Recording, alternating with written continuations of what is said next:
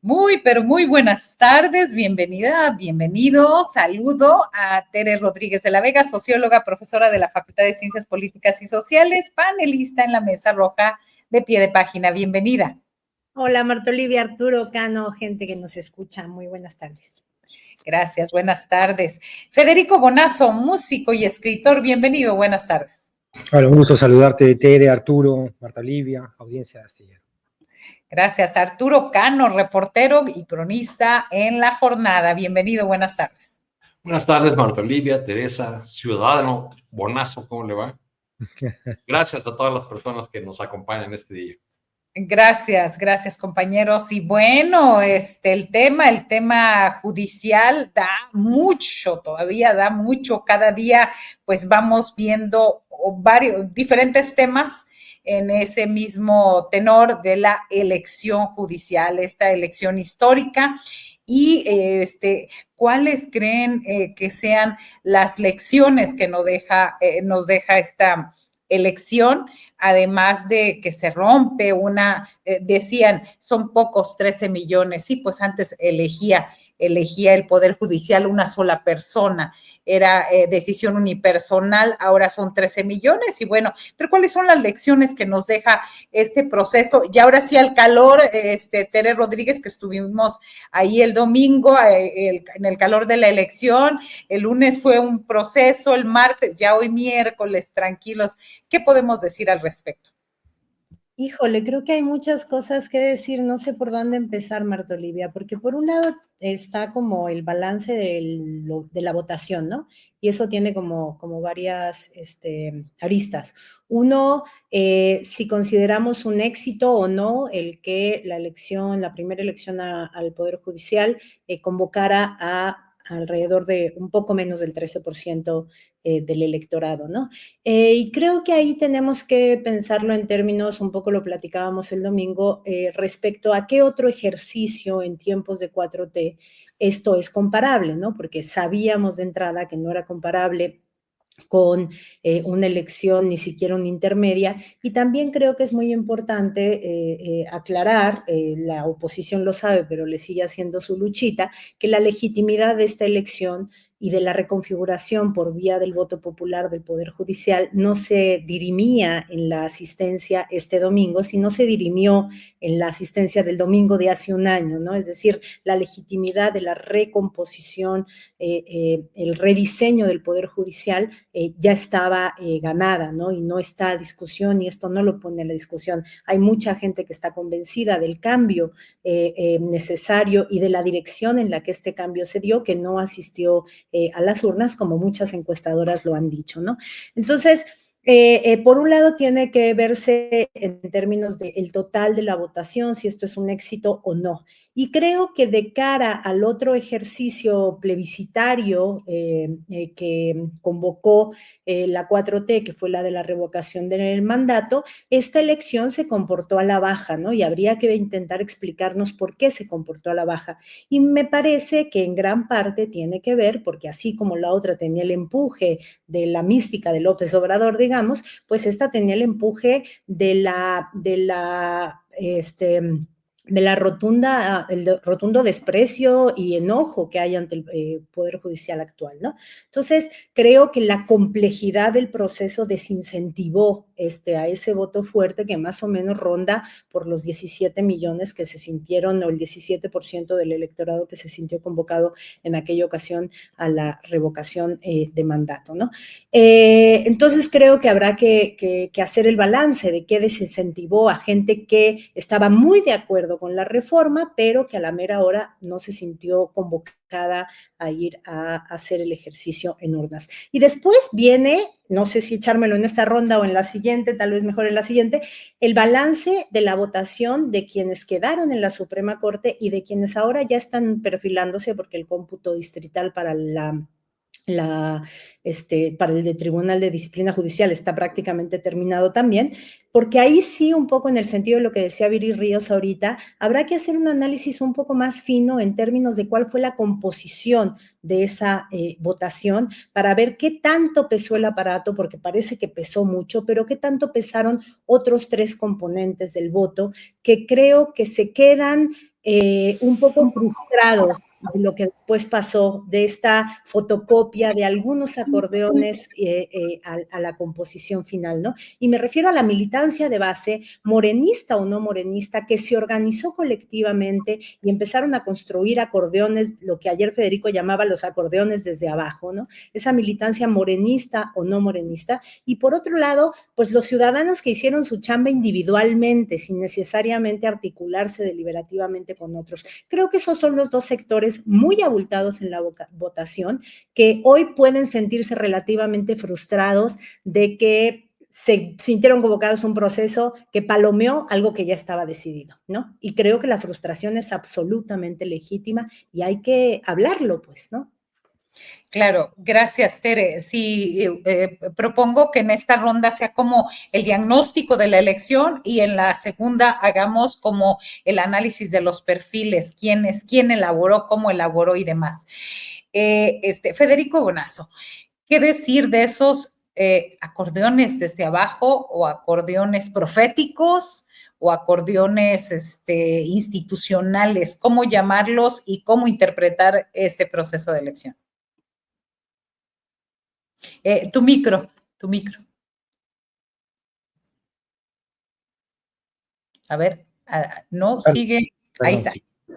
En el caso tengo 30 ventanas, una por candidato abierta, porque la información nos sobrepasa por momento. Al menos mi capacidad cerebral es continuamente rebasada por la cantidad de información que hay que procesar para después intentar generar alguna síntesis en esta mesa, por ejemplo. El tema de los acordeones, creo que hay un sentido común donde todos estaríamos de acuerdo que una elección de tanta complejidad, que forma es fondo en este caso, porque la complejidad misma del galimatías electoral habla de que el diseño debe ser muy cuestionado. Esto pensando en futuro, porque lo hubiera ya nos rebasó, pero no podemos dejar de decirlo. Es decir, hay un diseño operativo incluso muy difícil, ¿no?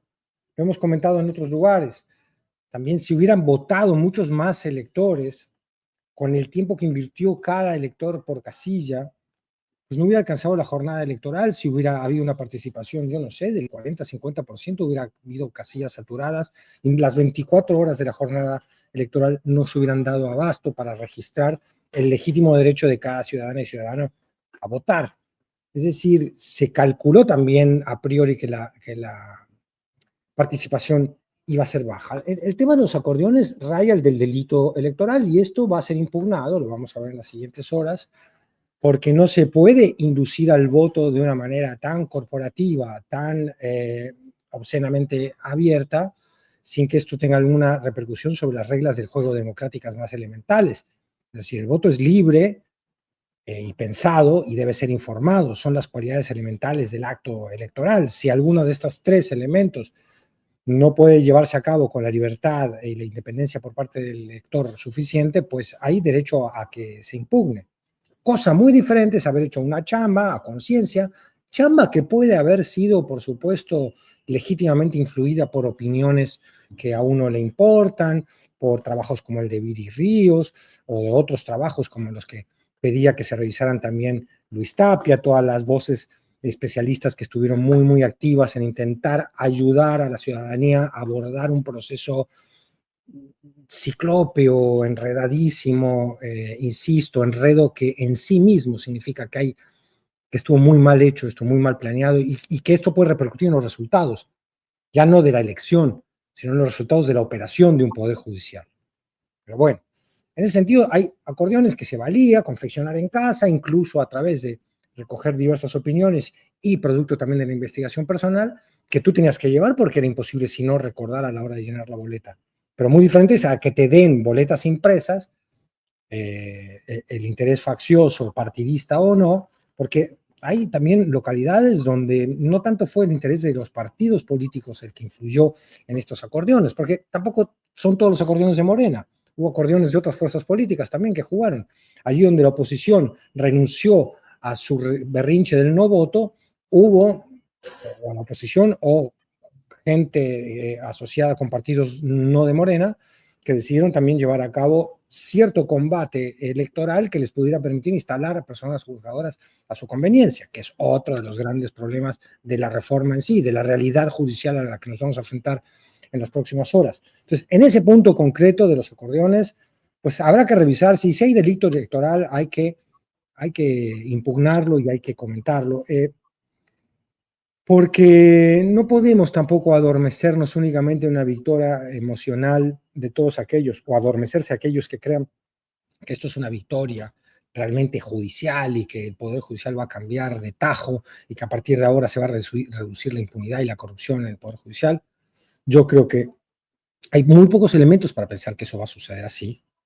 Pero bueno, hay otros que son buenas noticias y que moderan el escepticismo a priori, que tenemos muchos, y que abren el terreno de la especulación para ver, bueno, que se desarrolle el nuevo cuerpo judicial, veamos qué ocurre, ni pensar lo que va a ser en los juzgados locales, la curva de aprendizaje donde van a llegar personas juzgadoras, más allá de la capacidad que traigan, técnica, profesional, hacerse cargo de una serie de casos de los que no conocen nada, a incorporarse a equipos de trabajo que se van a poner a sus órdenes, pero sin necesariamente estar congeniados en todo sentido con los nuevos jueces y juezas que entrarán, a los magistrados de circuito, a los jueces de distrito, en fin, va a haber problemas muy serios operacionales del Poder Judicial. Bueno, iremos viendo con el paso del tiempo qué tanto estos son alarmas más o menos fundadas. Da para mucho el tema, ¿no? Da para muchísimo el tema. A mí me gustaría, si se puede, en alguna otra intervención, tocar esta crítica que se hace a México, y no la hacen solo las gargantas más irritadas de la oposición o de la derecha en México, de que México ha entrado en una dictadura, ¿no? Algunos la califican como dictadura electiva, y algunos de los que hacen esta crítica son juristas reconocidos y no necesariamente de la derecha. Entonces, creo que es interesante revisar qué está pasando con nuestro sistema político, con la supuesta cooptación o captura del Poder Judicial por parte de Morena. Ese es otro de los ángulos interesantísimos de una conversación que, por supuesto, no se puede abarcar en una sola tarde. Así es. Gracias, Federico Bonazo. Arturo Cano, ¿qué abonar en pues a 3 días de la elección, a 3 días, tú lo estuviste reportando desde allá, desde Chalco, cuando te conectaste el domingo que andabas reporteando allá, pues cómo llovían los acordeones, cómo la gente que le decían es que vas a tener algo a cambio, que se movían, no sé, de Nesa a Chalco a votar y demás. Al paso de los días, ¿cuál crees que sea la lección más importante para del proceso judicial? Cuando me conecté el domingo al especial sobre elección judicial, andaba yo en Ixtapaluca. Tronaban y tronaban ahí los cohetes, temía yo que no me fueran a escuchar porque tronaban los cohetes de la fiesta del Señor de los Milagros. Me pareció una buena coincidencia que esta elección se celebrara justo o coincidiera justo con esa fiesta de un territorio dominado ampliamente durante muchos años por Antorcha Popular, ahora gobernado por Morena. Lo que encontré ahí y en otros municipios del oriente del Estado de México, pues es un resumen de lo que hemos visto en las redes sociales, de los reportes de prensa, de lo ocurrido en todo el país. Fue una elección dominada por la confusión y el azar. Había ciertamente muchas personas, yo platiqué con una veintena durante ese domingo, había una parte de ciudadanas y ciudadanos que llegaron después de haber estudiado, leído los perfiles al menos de los candidatos y candidatas a ministros y ministras. Ya era mucho pedirles que supieran lo mismo con respecto a magistrados, mucho menos en el caso de los jueces. Así que muchas personas me dijeron, no, pues la verdad, pues, sí, los que más conocía, los nombres que más han sonado en estos días. Y ya cuando llegué a otras de las boletas, pues ahí la mera verdad, pues sí fue algo al azar. Hay que poner eso ocurrido el domingo frente al espejo de lo que ha sido la existencia de la 4T en que durante estos años hemos vivido una revolución de las conciencias y hay una nueva relación de la gente con los poderes, con la clase política, con el ejecutivo, con los legisladores, que hay un pueblo mucho más politizado. Y sí, pues cuando uno platica con algunas personas se da cuenta de que la gente está informada e interesada, pero más que señalamientos o críticas a lo que hay que mejorar en el proceso, yo quisiera plantear algunas preguntas. Si llevamos 7 años desde que triunfó el expresidente López Obrador, en los que Morena, sus aliados, todo este conjunto, este conglomerado, esta constelación que llamamos 4T, ha tenido el nada despreciable respaldo de los programas sociales federales, de los programas locales en los estados, si además ha tenido el trabajo de base, ¿no? Porque siempre Morena presume mucho el puerta por puerta, la relación constante con la ciudadanía. Todo este cóctel ganador o este cóctel que apunta a ser ganador, ¿por qué solo logró una participación de 13 o 14%? Creo que es una pregunta que debería plantearse seriamente la coalición gobernante. No se supo explicar la trascendencia de la elección, la gente decidió que esta reforma diseñada así no era la mejor vía, el mejor camino. Aquí señalábamos hace un par de semanas, creo, pues esa paradoja existente entre la aprobación de la presidenta en las encuestas, el acuerdo que esos mismos instrumentos señalaron de la mayor parte de la población, 7 de cada 10, con la elección judicial y el escaso interés en participar. Entonces creo que no hay, pues que no hay mucho por donde hablar de una victoria o de un gran triunfo. Se le da vuelta a los argumentos, se plantea, bueno, pues son menos... el PRI y el PAN obtuvieron menos votos que los que se obtuvieron en esta elección judicial. Bueno, pues también desde la 4T se plantea persistentemente que el PRI y el PAN están ya en sus últimas horas, están ya desahuciados, además de desbrujulados. Entonces no creo que sean buena referencia. Hay entidades en las que la participación fue más baja.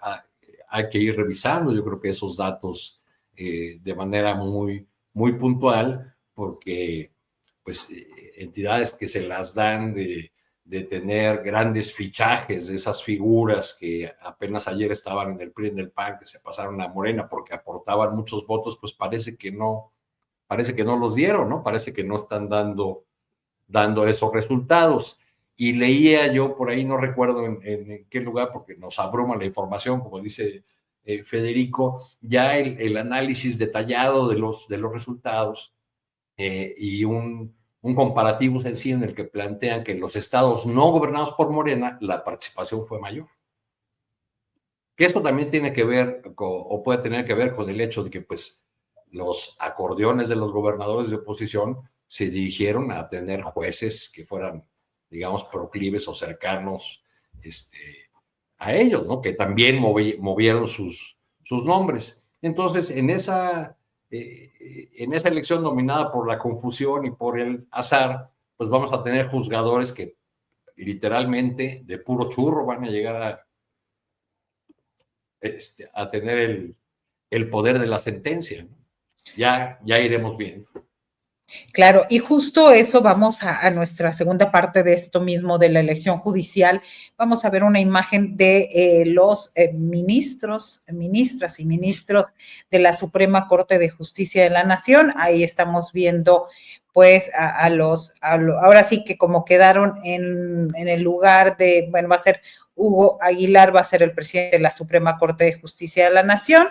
Los más votados, luego sigue Lenia Batres Guadarrama, Yasmín Esquivel Moza, Loreta Ortiz Aif, María Estela Ríos González, Sara Irene Herrerías Guerra, y de los candidatos, pues además de Hugo Aguilar Ortiz, Giovanni Azael Figueroa Mejía, Irving Espinosa Betanzo, Aristides Rodrigo Guerrero García, este último pues es el llamado candidato y ahora ministro Chicharrón, que sería el más joven en llegar a la Suprema Corte de Justicia de la Nación también, y precisamente hasta enero de este año era su padrino es el gobernador Eduardo Ramírez, porque él trabajó para él como representante del gobierno de Chiapas en la Ciudad de México, así que y sus nexos y ligas están pero muy, muy cercanos. Mientras ustedes hablan, vamos a checar precisamente cómo le fue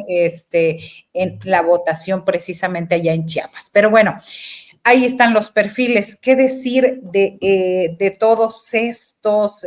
Yasmín Esquivel parecía que no iba a quedar, no he hecho las cosas como muy a favor, o sea, más bien dicho, ha estado a favor de el grupo de Salinas Pliego y demás, pero Teresa Rodríguez, mejor. Sí, bueno, antes me gustaría hacer un comentario sobre algo que dijo Arturo, porque yo sí creo que algo que deberíamos exigirle a la 4T es que no nos hagan trampa argumentativamente, ¿no? Es decir, en la misma, en los mismos días se dice, la votación para el Poder Judicial fue más alta que cualquiera de los partidos de oposición por separado. Ok, entonces fue más alta que el PRI, fue más alta que el PAN, fue más alta que MC, y no se diga del extinto PRD, ¿no? Y en los mismos días se nos dice, oigan, no perdimos en Veracruz porque si suman al PT que gobierna con nosotros, pues en realidad nos fue mejor. O sea, yo ahí sí creo que deberíamos como intentar invitarles a que no nos quieran tomar el pelo, que se haga un balance serio de los resultados electorales, tanto que se disputaron en Durango y en Veracruz, y un balance serio de la convocatoria al Poder Judicial. Este triunfalismo, por definición, ¿no? Creo que sirve para fines propagandísticos, pero no le hace muy bien al nivel del debate público y también a los procesos necesarios de autocrítica y de reflexión de dónde estamos parados. Entonces, eso por un lado, porque me parecía como súper disonante, así como vamos a contarlos a ellos por separados, pero que a nosotros nos cuenten todos juntos, ¿no? Ahora sí, la composición de la Corte. Yo me ponía a pensar qué pensarían Yasmín Esquivel y Loreta Ortiz cuando escuchaban el mensaje que ayer dio Lenia Batres respecto a, pues, recordarnos que ya llegandito a la Corte se bajó el salario, devolvió el seguro millonario, es decir, ¿qué piensan esas otras integrantes de esta Corte saliente que nunca dijeron ni pío respecto a sus millonarias percepciones? ¿Qué pensará también de ello Celia Maya, que no renunció a su pensión en el Poder Judicial cuando fue incorporada a la judicatura? Es decir, hay como por supuesto que gran parte de lo que explica la reprobación del Poder Judicial ante la opinión pública y ante el pueblo de México tiene que ver con este estilo oneroso, esta aristocracia vuelta a casta judicial, pero de quienes se decidió desde arriba que quedaran, pues seguían en esa práctica, ¿no? Entonces, híjole, quedan perfiles que más allá de otras cosas como su defensa y cercanía con los intereses de Salinas Pliego, en el Tribunal de Disciplina Judicial, una persona que ha hecho explícita su homofobia y su oposición a la adopción de familias homoparentales, como en el caso de Celia Maya. Más allá de todo eso, ni siquiera hay como una camada de ministros de la Corte que esté llegando con principios básicos cuatroteístas, austeridad, o sea, ni siquiera el de la austeridad, hay dos, ¿no? Austeridad y anticorrupción. Pues ni siquiera el primero palomean en el caso de Yasmín Esquivel, Loreta Ortiz, Celia Maya y etcétera, ¿no? Entonces, bueno, eso por un lado.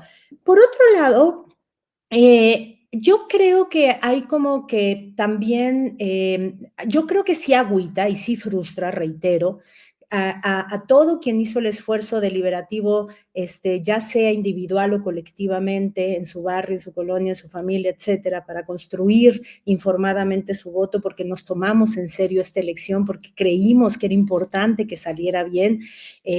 Bueno, creo que sí frustra, y sin embargo también creo que hay otra cara de la moneda. Ya esperaremos los análisis de quienes son más duchas en esto, esperaré muy ansiosa el análisis de la propia Viri Ríos, pero yo haciendo como mis pininos en la numeralia de la elección, veo que hay como una especie de piso de voto de aparato que se ve como en lo parejitos que están Sara Irene Herrerías, por un lado, por otro lado el ministro Chicharrón, Arístides, y si nos vamos al Tribunal de Disciplina Judicial Rufino H. León, es decir, ahí hay un piso como de 3 millones y pasaditos o menos, que parecería ser el piso de aparato, el piso duro del aparato. Si nosotros pensamos, esto en un ejercicio muy intuitivo todavía, habría que meterse bien a los datos, ¿no? Si nosotros pensamos qué tanto se subió de ahí una Lenia, qué tanto se subió un Hugo, pues sí podemos pensar que hubo otro fenómeno. Si decimos que el piso de aparato fueron 3 millones, hubieron más o menos 10 millones de votos que no se movieron en el perímetro de ese voto de aparato. Y eso es interesante. Claro que eso fue un voto que se dispersó muchísimo entre tantísima candidatura. Eso es un poco lo que habrá que ver qué pasa en un futuro, ¿no? Si disminuyendo el número de candidatos también puedes evitar esta dispersión del voto, que a la fin va a hacer que entre gente casi que por un voto de diferencia, que quién sabe, casi por suerte, ¿no? Entonces creo que ahí hay un fenómeno interesante, es decir, ¿cuál es ese pico del voto básico de aparato, de lo que se ha llamado el acordeón desde arriba, en volantes, que habrá que fiscalizar quién pagó, ¿no? Pero ¿qué tanto se despegan? Porque ese qué tanto se despegan, vamos a ver qué tanto pesó el obradorismo, porque yo creo que del caso de Yasmín Esquivel, de Lenia Batres, pesó un refrendo obradorista, pero qué tanto pesaron otros fenómenos, como por ejemplo, una muy virtuosa decisión de muchas personas en este país de darle un voto de confianza para la impartición de justicia en la Suprema Corte a un perfil como el de Hugo Aguilar. Y ahí la dejaría. Gracias, gracias Tere Rodríguez de la Vega. Y acotar solamente el detalle que en Veracruz no fueron en coalición Morena, PT Verde, porque Morena no quiso ceder para las candidaturas, sobre todo con el PT. El PT aumenta un 13% de la votación, pero a la hora de presentar esos números y ese discurso dicen, miren, somos de los mismos, pero ahí hay una situación, cómo se manipula este discurso. Seguimos, Federico Bonazo, ¿qué decir de estos perfiles? Nos decían, y aprovecho que decían, no le digas ministro Chicharrón, era el candidato Chicharrón, no porque nosotros le hayamos diseñado su estrategia publicitaria, él lo decidió de esa manera, salir y decir en su spot que estaba más preparado que un Chicharrón. Federico Bonazo. Tu micro, Fede. Vamos al micro en unos segunditos. Perdón. Más. Cuando eres candidato, apelas al chicharrón y ya que eres ministro electo, te vuelves un hombre. Te va a decir, ya viene ministro. Ahora sí puede decir que solo sus chicharrones truenan. Ahora solo truenan sus chicharrones. O que va a aplicar la justicia chicharronera. Vamos a ver. Exactamente, ¿no? A ver, yo creo que para juzgar los perfiles, me gustaría como comprender que aquí ha habido dos procesos en uno solo. La reforma del Poder Judicial en realidad ha tendido a una exigencia política no explicitada por la 4T, mucho menos por López Obrador, que es el que la idea. Un López Obrador abre un pequeño paréntesis al que parece, cuentan las malas lenguas, que con Lula da Silva tuvo una conversación clave donde Lula le dijo es el Poder Judicial el principal enemigo. No hacía falta que Lula se lo dijera, López Obrador tenía la astucia suficiente como para haber visto los procesos de lawfare en otras partes del mundo, España también incluida, y haber entendido a lo largo de la gestión de su sexenio que el Poder Judicial se convirtió en un freno a tantas de sus iniciativas transformadoras. Sin juzgar la cualidad, la profundidad de la transformación, la pertinencia de ciertos proyectos como el Tren Maya, sin hablar de esa esfera que podría ser parte del análisis, pero entonces nos enredaríamos demasiado. Lo único que podemos decir es que hubo un presidente con cierta voluntad de encarar obra pública, de hacer transformaciones en otros aspectos, en materia laboral, por ejemplo, con una concepción de soberanía energética, defender toda la generación de energía en México, y ahí se fue topando con el Poder Judicial una y otra vez, y con un diseño constitucional que le daba esas facultades a un Poder Judicial para frenar una serie de medidas del Ejecutivo. Ahí hay una decisión política, es decir, estos personajes, luego está todo, abro un nuevo paréntesis, está todo el andamiaje narrativo de la presidenta y de la 4T, de que también el Poder Judicial local, el que se ocupa de los problemas realmente de la gente, no la Suprema Corte de Justicia de la Nación,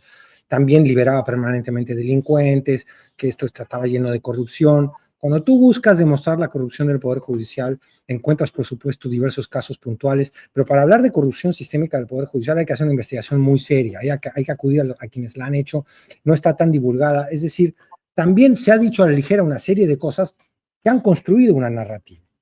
Entonces, está la esfera de la disputa política y cuántos de estos personajes que han quedado a costa del propio prestigio de la Suprema Corte, porque Yasmín Esquivel, en el 27, según la nueva regla electoral, le va a tocar, es cada 2 años, creo que es ella, o no, que va Hugo Aguilar primero, luego va Lenia Batres y luego sería ella presidenta de la Suprema Corte. Entonces, una presunta plagiaria que ha demandado a la UNAM, que se metió en un lío, como vimos todos los que nos metimos por lo menos un poquito en el caso de ella, mayúsculo, donde la actitud, haya plagiado o no, luego su desempeño público fue deplorable, va a ser presidenta de la Suprema Corte del nuevo Poder Judicial mexicano. ¿Por qué? Porque lo que importa y el diseño fundamental con el que Morena estableció esta reforma es la disputa política, es cooptar efectivamente las instancias más importantes del Poder Judicial para que pueda avanzar desde la visión de la 4T, y la comparto en parte, ciertos proyectos de verdadera transformación social en México, de los cuales el Poder Judicial era un dique conservador que se iba a estar oponiendo siempre. Entonces había que acudir a la figura de la seguridad nacional y otras que se acudieron con todo lo que el lío jurídico y también público que eso implica. Y luego está la otra esfera que debe preocuparnos, y ahí tendríamos que analizar no solo los perfiles de la Suprema Corte de Justicia y sobre todo del Tribunal de Justicia, de Disciplina Judicial, porque ahí está la justicia que va a llegar a la gente que tenga que enfrentarse con la oprobiosa impunidad, con los nuevos jueces sin rostro, con la esperanza de que esta vez va a haber una justicia verdaderamente democrática y popular, que va a haber por el ciudadano de a pie, tantas veces agraviado a la hora de entrar en contacto con el sistema de justicia de este país. Esa esperanza va a generar una expectativa que, de no cumplirse, va a tener muy serios problemas también. ¿Qué quiero decir con todo esto? Que hay dos esferas: la esfera de la discusión política o de la disputa política, en la cual el Poder Judicial ha sido un protagonista, un actor de esa pelea, y luego está la procuración de justicia en sí.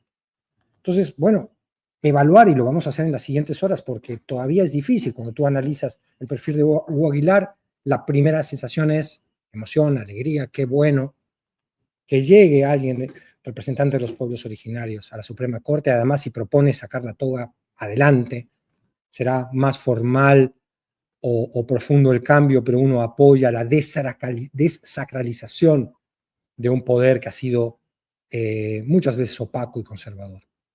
Pero también, cuando apenas rasgas, empiezas a encontrar ciertas deficiencias en muchos de los perfiles, salvando, y con esto termino, perdón, un denominador común. Todos responden, aparentemente, al partido en el poder. Y eso habría que discutir en qué medida puede ser una buena noticia.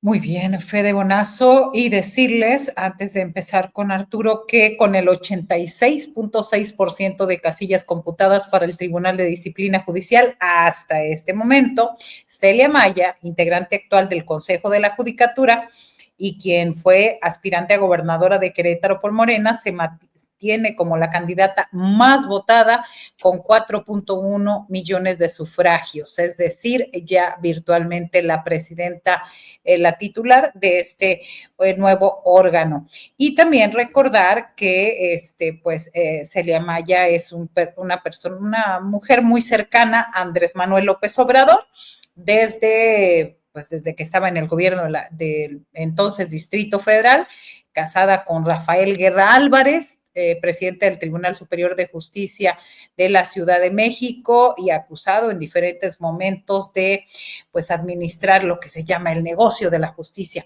en la Ciudad de México. Arturo Cano, ¿qué pensar de estos perfiles de la Suprema Corte, que son de los que más conocemos, y ya el avanzado ahorita con Celia Maya? Bueno, el acordeón mayoritario o oficial, no sé cómo llamarlo, hizo su magia y permanecen como planteaban casi todos los análisis, las tres ministras que habían sido identificadas durante ya largo tiempo como cercanas a la 4T, Lenia Batres, Loreta Ortiz y Yasmín Esquivel. Aparecen ahí algunas sorpresas y muchos en redes sociales y en algunos medios se declararon sorprendidos por la votación obtenida por el abogado mixteco Hugo Aguilar. Lo han calificado de desconocido, se han publicado diversos perfiles con muchas inexactitudes sobre su trayectoria. Yo creo que sin duda es una buena noticia que un personaje con esa trayectoria, no quiero decir que no haya porciones de su trayectoria pública que no sean objeto de discusión, quiero decir que pues se trata de un abogado con una trayectoria de defensa de los pueblos indígenas desde muy joven, que ha estado involucrado en una buena cantidad de casos muy concretos a favor de los pueblos, de su territorio, del ejercicio de sus derechos. Es digamos, ha hecho dupla, ha hecho equipo con el actual director del Instituto Nacional de los Pueblos Indígenas, Adelfo Regino, desde hace muchos años, porque ambos formaron parte de una ONG fundada por Floriberto Díaz, de los Servicios del Pueblo Mijen, que en algún momento fue asesora de los zapatistas, que luego dio el viraje y se incorporó, o sus cuadros se incorporaron al gobierno. Adelfo Regino fue secretario de Pueblos Indígenas del gobierno de Oaxaca, con Gabino Cue. Y Hugo Aguilar, ahora presidente de la Suprema Corte, según nos indican los números, era su subsecretario. Desde aquellos tiempos del gobierno de Gabino Cue, pues algo tuvieron que ver con la Suprema Corte, este par de abogados, porque fueron quienes llevaron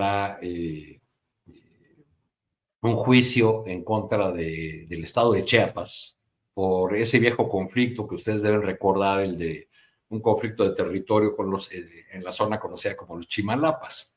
El gobernador Sabines promovió una invasión y luego creó de manera ilegal un municipio en ese territorio para quedarse con una porción de Chimalapas, y Oaxaca impugnó. Bueno, pues Adelfo Regino y Hugo Aguilar llevaron el caso y ganaron en la Suprema Corte. Eso es por el lado de las buenas noticias. Por el lado de las confirmaciones, que desde mi punto de vista no son buenas noticias, está pues ya la que mencionaron los compañeros, la de Yasmín Esquivel.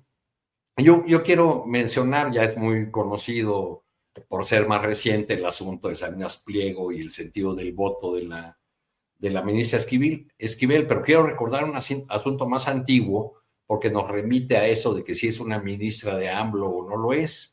Yasmín Esquivel llegó al Tribunal Administrativo de la Ciudad de México, en el gobierno de Marcelo Ebrard, y muy pronto, promovida por el mismo jefe de gobierno, alcanzó la presidencia de ese órgano. Sigue teniendo incluso mucha influencia en ese tribunal administrativo que toma decisiones muy importantes. Por ahí de 2010, por ejemplo, el ex jefe de gobierno de la Ciudad de México, López Obrador, mandó una carta a Marcelo Ebrard pidiéndole que reconsiderara la construcción de la Supervía Poniente. Marcelo Ebrard respondió haciendo público incluso el contenido de la carta y dijo que no, que él no iba a parar esa obra y que además él no iba a dejar obras a medias. Bueno, pero Marcelo Ebrard, para poder continuar esa obra, que tenía una gran oposición de los vecinos, contó con el respaldo total del Tribunal Administrativo. Yasmín Esquivel, que lo manejaba, mantuvo en una gaveta durante 22 meses el expediente de la Supervía Poniente. Y así fue como, pues, pase lo que pase legalmente, pues ya la obra ya se completó. Digo, el asunto ya de por sí era escandaloso. Lo que lo hace todavía más escandaloso es que el empresario que estaba haciendo esa obra era nada más y nada menos que el esposo de la presidenta magistrada del Tribunal de Justicia Administrativa, José María Arreola. Dios, y bueno, con eso es más que claro. Y el tema da para más y apenas estamos abordando uno. Rápidamente, cada uno sus reflexiones sobre el segundo tema, que es las elecciones en Durango y Veracruz. ¿Cómo interpretarlas? Se puede, dicen que se puede, los números no mienten, pero se puede mentir y manipular con ellos. Tere Rodríguez. Pues otra vez, un poco ya lo dije, Marta Olivia, a mí me sabe mal que en una misma conferencia de prensa me quieran poner a pensar como en dos modos, a conveniencia y a contentillo, ¿no? Si conviene, pensemos a la oposición por separado, y si conviene, a nosotros, por favor, piénsenos juntos para que no tengamos que ni siquiera vaya a reconocer que tuvimos un tropiezo electoral. Creo que hay que ponerlo en su justa dimensión porque no es la primera vez en tiempos de la 4T que en un proceso electoral intermedio y además muy apendicitario de la elección al poder, la primera elección al Poder Judicial, Morena pierde números, ¿no? Parecería comportarse como a la baja, ¿no? Entonces, el 21 fue un ejemplo mucho más dramático. Entonces, creo que no hay que exagerar, pero sí creo que lo que habría que invitar a hacer al instituto político que es Morena es hacer un corte de caja en términos de que localmente qué pasa en Durango y qué pasa en Veracruz, cómo se están llevando las cosas a nivel pragmatismo, a nivel relación con las bases, a nivel relación con los otros partidos de la coalición, ¿no? Estoy pensando a nivel pragmatismo, la incorporación en Durango, ¿no? A nivel relación con las bases y relación con otros partidos, lo que pasó con el PT en Veracruz. O sea, creo que esta elección, por pequeña que sea, habrá que ver qué pasa en la intermedia del 27, pero sí debería darle al instituto político información para hacer un primer balance, un corte de caja de cómo está funcionando la nueva dirigencia nacional en aspectos claves, ¿no? Creo que lo que no le hace bien a Morena, de ninguna manera, es que confundan, y espero que no lo estén haciendo, confundan la necesidad de sostén narrativo frente a la derecha y entonces hacer trampa al estilo, así a mí me parece hasta un poco grosero decir, perdimos elecciones, perdimos municipios, pero gobernamos a más gente. Sí, perdón, pero la operación política se da por demarcación electoral, no se da por número de votantes, ¿no? Entonces, espero que eso sea solo como la medida propagandística de cara al asedio de la derecha, ¿no? Pero no puede ser también esa lógica triunfalista, tramposa de torcer el argumento numérico como balance interno. Espero de verdad que al interior de Morena existan mecanismos de procesamiento de estos resultados electorales que los inviten a pensarlo, pero no en ánimo efectista y numérico, sino en ánimo principista, ¿no? Es decir, qué principios sacrificados han dado lugar a que haya esta especie de tropiezos electorales, por muy acotados y por mucho que no haya que exagerarlos, porque no será la primera vez que Morena tropieza electoralmente y después, en la que importa, viene con todo el poder de ganar elecciones que nos ha demostrado, ¿no? Gracias, Tere Rodríguez de la Vega. ¿Qué decir, qué agregar al respecto de estos resultados que se han enfocado mucho en el caso de Durango, porque estuvo operando ahí Andy López Beltrán, pero Veracruz, con una elección reciente para gobernadora, parece que los números tampoco dan? Federico Bonazo. Sí, si no me equivoco, gana en Gómez Palacio Morena, pero pierde Durango, ¿no? Y luego en Veracruz pasa algo parecido con Veracruz y con Boca del Río. Y crece un poco Movimiento Ciudadano, que le roba votos tanto al PRIAN, a la coalición prianista, y le roba votos a Morena. Crece creo que como en 40 municipios en Veracruz, si recuerdo bien. Esto habla de ciertas reconfiguraciones que no alcanzan, ahí coincido con Tere, a dar, no sé si esto lo dijo Tere, pero no alcanzan a dar una señal muy clara de cómo está reconfigurado el mapa político con vistas a lo que viene, ¿no? Al 27 sobre todo. O sea, no creo que se pueda hacer de aquí un diagnóstico demasiado certero o atinado a lo que viene, ¿no? Pero molesta, y son ejemplos más de ciertas concepciones que uno ve donde el programa queda mucho más rezagado, el programa partidista y el programa que debería defender un equipo, un partido, una institución de izquierda, queda rezagado siempre a las urgencias cortoplacistas de la lucha por el territorio del poder, vamos a decirlo así, del territorio político, que no es otra cosa que el territorio del poder. Debería generar algún poquito de alarma. Andy López Beltrán y ¿cómo se dice? Y Laura y Luisa María Alcalde están en este momento bajo una lupa que viene acumulando preguntas desde hace rato, ¿no? Hay que ver la descarga que han hecho ellos y bueno, a ver qué pasa en el futuro. Sobre todo en el 27 y en la revocación del mandato, ahí yo creo que vamos a medir realmente si Movimiento Ciudadano, por ejemplo, que sería una de las señales que aparentemente se han planteado en esta elección y que de la que hacen gran alaraca Maínez en las redes, se consolida como una fuerza que incluso le puede disputar el segundo lugar, ya hablando a nivel nacional, a la coalición prianista. Gracias, Fede Bonazo. Arturo Cano, ¿cómo ves? ¿Para dónde va? Crece, baja el Partido Acción Nacional en Veracruz, sube, sobre todo los municipios, parece que ahí la alianza con los Yunes estuvo más clara, y bueno, sube Movimiento Ciudadano, el PT sube por su lado, Verde también, Morena como que dispersos. ¿Cuál es tu lectura de este estado y de Durango?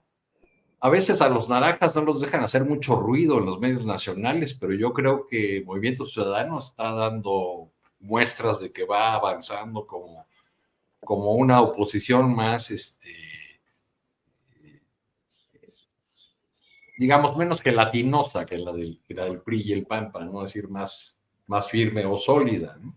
En Durango, en varios de las ciudades importantes, pues llevaron prácticamente a 3/3 la elección, los del MC, lo que propició o ayudó a esos malos resultados en esa entidad, ¿no?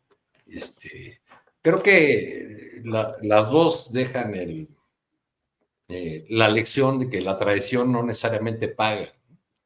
En Durango, Morena ya había tenido esa experiencia cuando en 2021 hizo a una dirigente priista, Marina Vitela, la candidata a gobernadora, y propició la ruptura con quien ahora fue candidato del MC en la alcaldía de Gómez Palacio. Y bueno, perdieron en aquel momento. En esta ocasión hubo la suma ahí de un diputado duranguense muy importante que fue anunciada como bombo y platillo por el mismo Andrés Manuel López Beltrán, pese a que el personaje había sido alguien que siendo opositor había incluso llegado a ofender a la presidenta de la República. Y López Beltrán se trasladó al estado de Durango, prácticamente se fue a vivir ahí. Entonces yo creo que por donde se le vea es un error, o no se puede considerar un saldo favorable que el dirigente nacional de un partido vaya a encerrarse a un estado, descuide todo lo demás y encima pierda en ese estado. Las cuentas que están haciendo en el caso veracruzano de ahora gobernamos más población, pues son un poco como malabares aritméticos para tratar de justificar algo que además los dirigentes de Morena tienen muy claro. Desde 2018 a la fecha, lo usual es que pierdan una grande cantidad de los municipios que ganan, lo cual obliga a la coalición gobernante a revisar sus gobiernos locales, a ser más exigente con sus presidentes municipales, con sus regidores, porque evidentemente hay algo que falla si a la siguiente elección la ciudadanía pues ya no vuelve a darle su confianza al partido. Ahora, lo que estamos viendo también en el caso de Veracruz y Durango, elecciones que se celebraban con la peculiaridad de concurrir con la judicial, pues es que no acaba de configurarse un nuevo liderazgo nacional de la coalición conocida como 4T, que tenga la fuerza que tuvo el liderazgo de López Obrador, o sea, que ponga orden. Y entonces, para decirlo en un sentido clásico, y entonces lo que vemos es que viene a tener mayor peso otra vez la política local, los intereses incluso de las regiones, de fuerzas, de grupos, de cacicazgos locales, que a falta, digamos, de un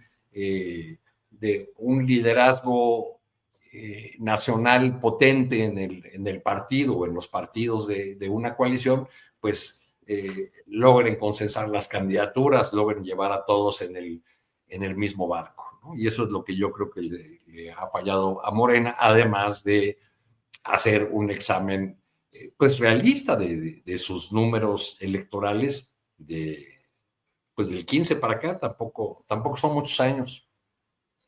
Gracias Arturo Cano. Y bueno, llegamos a la recta final de esta mesa.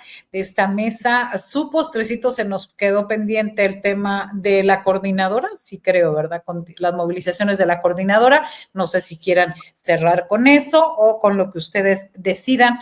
Tere Rodríguez. Yo, para aprovechar el postrecito para hablar de la coordinadora, brevemente recomendar, en Capital 21 tienen un programa que se llama Jueves de Debate, que conduce Berenice, no recuerdo su apellido, Berenice y Arturo lo conducen, muy buen programa.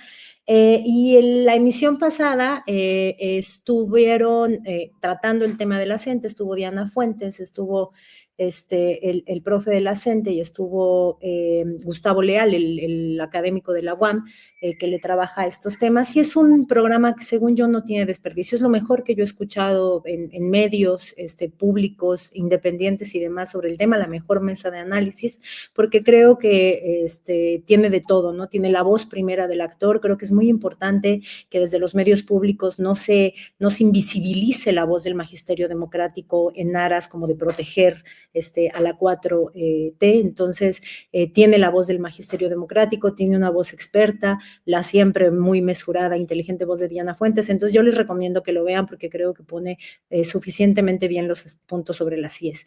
Y el otro postrecito, pues yo manifestar mi súper frustración de no poder mañana ir de público México a la Alicia. Me parece una idea súper bonita, Marta, Olivia. Creo que ese es el tipo de cosas que hace que Astillero sea un medio tan entrañable, no solo por rigor periodístico, por espíritu crítico siempre a la izquierda, sino también por esta manera de poner el cuerpo en territorio, en causas importantes. Y entonces creo que este espaldarazo de transmitir desde este foro que fue agredido, amenazado, tan reprobablemente este fin de semana pasado, pues creo que es muy, muy bonito de parte de Julio, tuya y de todo el equipo y la tripulación astillera que mañana vayan y pongan el cuerpo allá. Me encantaría poder acompañarlos. La hora de salida de mis hijos no me lo permitirá, pero voy a estar muy con todo el FOMO del mundo viéndolo desde mi teléfono.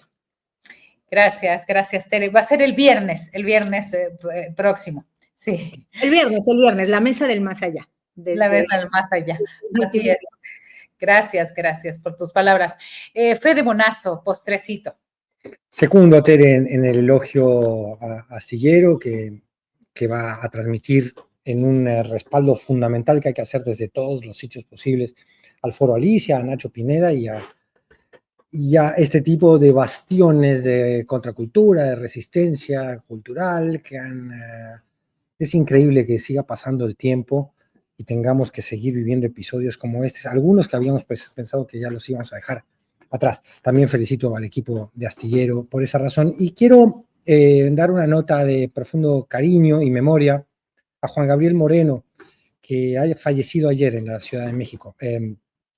Un gran mimo, uno de los mejores mimos mexicanos, un hombre que tenía un talento sensacional y además que estuvo en los movimientos estudiantiles del 68, un hombre de toda la vida de la UNAM, un profesor de la UNAM, un personaje tan intenso como entrañable. Se ha ido Juan Gabriel Moreno, uno de los grandes mimos que ha dado México al mundo, para él y para él el mayor de los recuerdos y para su familia el mayor de los abrazos. Gracias, Federico Bonazo. Arturo Cano, tu postrecito. Bueno, yo sí me voy a referir un poco a la CENTE. Como todo el mundo sabe, las maestras y los maestros han decidido continuar su plantón, continuar su lucha. Han llegado nuevos contingentes de otras entidades a relevar a sus compañeros que ya llevaban aquí un buen rato y siguen, pues ahí sigue la mesa de negociación en la Secretaría de Gobernación. Lo que me cuenta dirigentes de la coordinadora es que pues no hay avances porque los enviados de la presidenta, los funcionarios encargados de la negociación, la Secretaría de Gobernación, de Educación, el titular del ISSSTE, pues no están dispuestos a flexibilizar ninguno de los puntos de la respuesta que ya ha dado el gobierno, que está siendo analizada y discutida en las asambleas de los maestros. Varios de los contingentes de maestros han dado una respuesta al documento entregado por el gobierno diciendo que pues es insuficiente. Ellos insisten, por ejemplo, para referirnos a dos de las demandas más sentidas, en que debe establecerse una ruta para llegar en algún momento a la abrogación de la ley del ISSSTE de 2007, y por otro lado rechazan que las consultas a las bases magisteriales sobre el proceso de selección y promoción horizontal, que se conoce como UCICAM por las siglas del organismo que lo dirige, no puede ser unilateral, que tiene que ser pactado también con la representación de los maestros. En lo que insisten entonces los docentes es en que, dado que los funcionarios que los atienden no tienen facultad para dar una respuesta distinta, ellos insisten en una nueva reunión con la presidenta de la República para tratar de encontrar una solución a este conflicto que lleva ya más de 20 días con las movilizaciones aquí en la Ciudad de México. Gracias, Arturo Cano. Gracias a los tres por esta mesa. Gracias. Nos vemos pues el viernes los que puedan, y si no, pues nos seguimos viendo ahí a través de el celular.